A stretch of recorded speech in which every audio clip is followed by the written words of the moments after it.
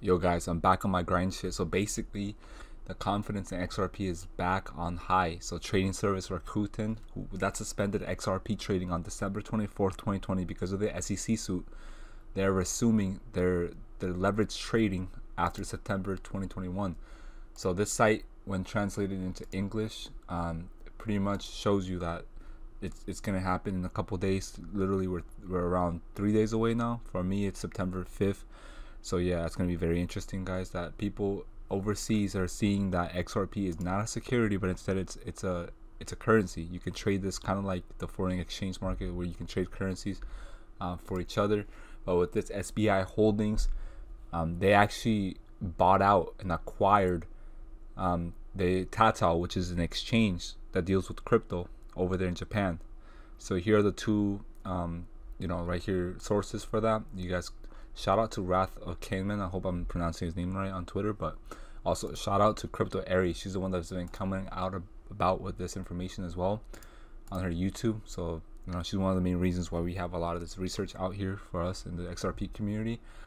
So you guys have to understand that they're actually completely acquiring and integrating Tata into SBI's business model, and they beat out Binance. So that means that they found Tata as an exchange very useful for the Japanese market over there. They deal with like forex, also with crypto. So a lot more money, guys, and liquidity for XRP, Bitcoin, and Ethereum, which are the main tokens in my opinion. They're the ones that have been around for the longest.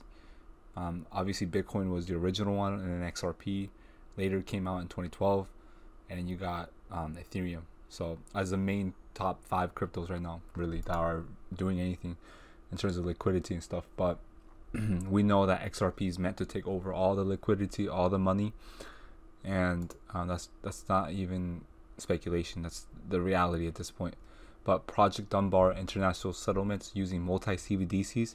So Project Dunbar brings together the Reserve Bank of Australia, Bank of Negara, Malaysia, the Monetary Authority of Singapore, and the South African Reserve Bank with the Bank for International Settlements Innovation Hub to test the use of central bank digital currencies, or CBDCs, for international settlements. This is what they aim to do, guys.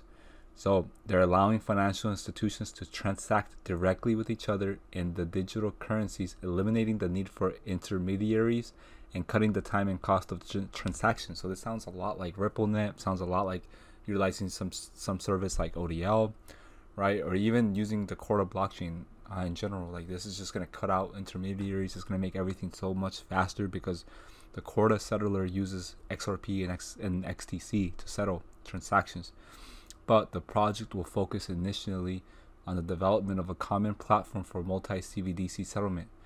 You also have to remember that the Hyperledger lists Quant, Stellar, and Ripple as members, right, of that organization. And the Hyperledger is also has ties to Bank of England, so many other central banks that are on there. So maybe, and also the Bank of International Settlements, because I mean Bank of England is part of that, right? It's part of that whole conglomerate. But this is going to bring the best of central banks, years of experience and unique perspectives in CBDC projects, and ecosystem partners of advanced stages of technical development on digital currency. So it's going to just bring out the best of these central bankers, basically, and have them work together, right? The CBDC has to be interoperable. Those are the qualities that are needed. That's what the Bank of International Settlements said, and also the IMF. But Visa acquired Currency Cloud. So the thing that's going on right now is that most people are going to see this headline right here, which happened recently, and they're going to think that Ripple has no involvement in this, right? Because you go on the Visa website, which is this one right here, it doesn't mention Ripple at all. At least I don't think so. But it's mentioning Currency Cloud a lot. And the funny thing is that Currency Cloud is actually a partner of Ripple, and they have been a partner for over a year. So Visa had a year to think about their acquisition of Currency Cloud before they even went in all in like that. So they saw how useful Currency Cloud is. They paid almost $1 billion USD for this, and it's going to land them more customers, a better user experience to businesses and everything. It's going to make payments a lot faster, a lot cheaper. Guys, this is what DLT is doing. This is what distributed ledger technology is working on. It's just to make everything simpler, right? to remove friction from cross-border payments and remittances. But Currency Cloud is to focus on new territories currently underrepresented for SMEs to make global movement of money more efficient. Currency Cloud, the global leader in providing embedded B2B cross-border payments for platforms of the future, today announced a partnership with Ripple, the enterprise blockchain solution for global payments. RippleNet, which is Ripple's global financial payments network, makes it easy for its diverse network of financial institutions worldwide to enable faster, lower cost payments around the world. So, this globalization is an opportunity for all businesses of all sizes. Literally, it's going to bring in so much money, guys. This is like almost all the money. And this is what RippleNet is all about, okay?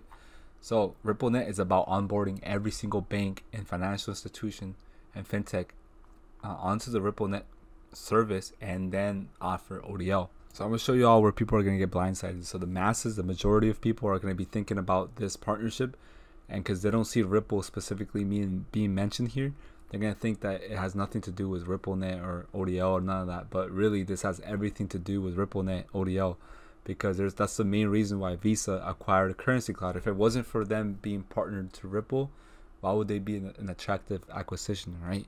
It doesn't make any sense. So people are going to see this. They're not going to be bullish on XRP. They're going to buy hype. They're going to be buying Dogecoin, Shiba Inu. Trust me, that's just how the market works, bro.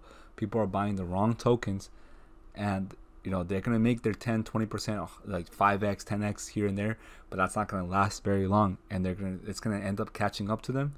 And when the utility bull run happens, they're going to be left out completely. Why? Because they weren't choosing XDC, they weren't choosing Quant, they weren't choosing XRP. They're buying into hype. They're trading, trying to like get rich and get money overnight, bro. And that's not how it works. You got to be patient. How many people have been waiting on the XRP to moon? How many people have been saying, "Oh, it's gonna moon tomorrow. It's gonna moon in a week. It's gonna moon next year." But bro, when adoption happens, it's gonna take you by surprise. It really is. It's not gonna wait for you to accumulate as many tokens as you want. It's not gonna, people have this illusion that they can come back to XRP whenever they can, that they can sell off on it, and that they're going to be able to time the market, that they're going to be able to time exactly the moment before XRP takes off and buy into it and be okay and have fun with their little meme tokens and with their little 2x 3x 5x gains from something that could just come down immediately right after, right? Like we've seen in May, bro. A lot of people lost a lot of money buying into hype coins, into these Safe Moon, Shiba Inu, all that stuff. There's other tokens that actually became rug pulls even, so based around the whole Dogecoin meme and everything.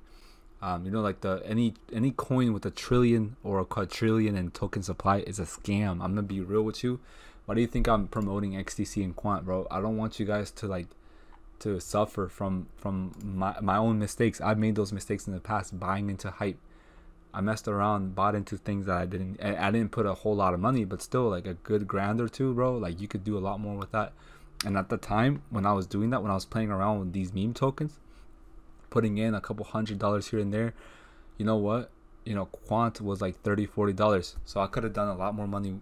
I could have done a lot more in gains if I would have just put my money into something like Quant in the first place when it was a lot cheaper than it is now. So now looking back, I look at that as kind of like a missed opportunity, and the opportunity cost was a lot of money, because imagine you had the opportunity to buy Quant at $30 or even $40, but instead you decided to spend $1,000 on Shiba Inu when you could have bought Quant for $40 and got $25, right? $25 now for Quant is worth anywhere between like $4 to $5K, give or take like a couple $100. You get what I mean? So I don't want you guys to get wrecked in the future. So that's why I'm even talking about XRP in the first place. It's because it makes sense, bro. Like, look, RippleNet offers connections to hundreds of financial institutions around the world via a single API, and makes moving money faster, cheaper, more reliable for you and your customers. That includes Visa, MasterCard, any financial institution in fintech. It also helps you reduce and even eliminate the need to pre-fund accounts with on-demand liquidity, or ODL, which is a service that uses the digital asset XRP to source liquidity during cross-border transactions as an alternative to traditional systems. This is why Ripple is even on Hyperledger. This is the reason why You know, XRP is an ISO 222 token or 20022 token, whatever you want to call it. It doesn't matter, bro. These are the top 100 banks and Ripple. So currently 38% of the world's top 100 banks that have been linked to Ripple are on here, right? But bear in mind that there are NDAs in place, and banks might be connected to Ripple via other integrators. So just like Visa putting out that they acquired Currency Cloud, that's one way that Ripple can connect to Visa via other integrators indirectly. They can be tied to Visa or MasterCard without them having to put it out in the public, right, for everyone to see. This is why people aren't choosing XRP. This is why the media doesn't cover XRP, because it's actually doing something. Just like XDC, just like, you know, XLM, Quant, Algorand, bro, you name it. They're doing something, and that's why they're not putting it out there for you, because they want you to be buying Bitcoin. They want you to be buying Ethereum at these prices, and not XRP when it's only $1, and not XDC when it's like, what, 14 cents? Like, are you kidding me? I'm gonna be real with you. If I was in a position where I was to choose, like, say I already didn't invest into any of these tokens at all. I'm like new to the market. I'm trying to get into these utility tokens. What I would do, and this is not financial advice, but what I would do if I saw XRP at $1 and I saw XDC at 14 cents, and I read on the tokenomics, I figure out what use cases they were going for. I would, right now at this moment, I would choose, you know, XDC over XRP, you know, because of the price difference. But if XDC and XRP were the same price, like say both of them were 14 cents, I would probably get XRP first before I got XDC. That's me being real with you guys, and that's what I did. I got XRP anywhere between like 16, 17 cents to around 50 cents. That's like, you know, anywhere between that. Like the middle would be like 30 cents, right? That would be like the average price for me. So if I want to lower my cost average, whatever you want to call it, I have to buy below 33 cents for XRP. So I'm done buying that. So just to be completely transparent, this is not in any way giving financial advice at all. I'm not telling you to do this. I'm just saying that's what I'm doing. I'm looking at tokens like XTC, Quant, AOBT, API3, VXV. There's so many other tokens, bro, that I'm looking at. Because they just have decent tokenomics. I know their use cases are they're doing something in the world, and look at all these banks that are connected to Ripple. Some of these are doing trials, like, bro, there's trials going on with Project Dunbar for international settlements using multi CBDCs. And what do you think that CBDCs are going to be built off of? It's going to definitely be built off some sort of DOT technology. Anyone that doesn't see that is crazy, bro, in my opinion. Let me show you all how crazy it is, bro. There's only 3 million holders for XRP, but keep in mind there's around, what is it, 282,000 accounts that only hold anywhere between 0 to 19 XRP. So those are like blank wallets, right? The majority of people own anywhere between 20 to 499 XRP. This is 2.3 million people. 2.3 million. That's a very big number. So there's only really 300,000 people, which is 10% of 3 million. It's only around this much people that own 2,000 XRP or more, based on the rich list stats for XRP. Yeah, see, if you want to be in the top 10% of XRP holders, all you gotta do is own 2,000 XRP. But you gotta keep in mind that it's not even 300,000 people. It seems like it's 300,000 people because that's how many accounts hold 2,000 XRP. But there's multiple people, including me and you guys watching this video, that probably own more than one XRP address. And if you were an early investor of XRP, you know it's true that you probably have like a Ledger, Nano, and you have like you have your exchange wallets. You even have a Trust or a Warda. You might have some XRP there. So for the most part, bro, people own 2 to 3 different, 4 or 5 different addresses holding XRP. So yeah, it says that there's 3 million accounts, but there's really around, you know, 2 million, almost 2.5 million that only have anywhere between 20 XRP to 500 XRP. I'm willing to bet it's like more, not more on the 400 or 500 side, but more on the 20 to 100 XRP side. So for the most part, if you can hold even 2,000 XRP, bro, that is a big advantage in general, because divide the world's population, which is 7.6 billion, right? You divide this number by 300,000. Oh wait, no, let's divide 300,000, right? People that hold XRP, that hold at least 2,000, by 7.6 billion people. So it's gonna give you a percentage, right? So this is literally what the percent is. So it's times 100. It's like 0.003, guys. It's insane. That is such a small number. Like, it's not even funny. That's like a 0.39 of a percent, bro. That's like a third. That's a little bit over a third of 1%. It's ridiculous.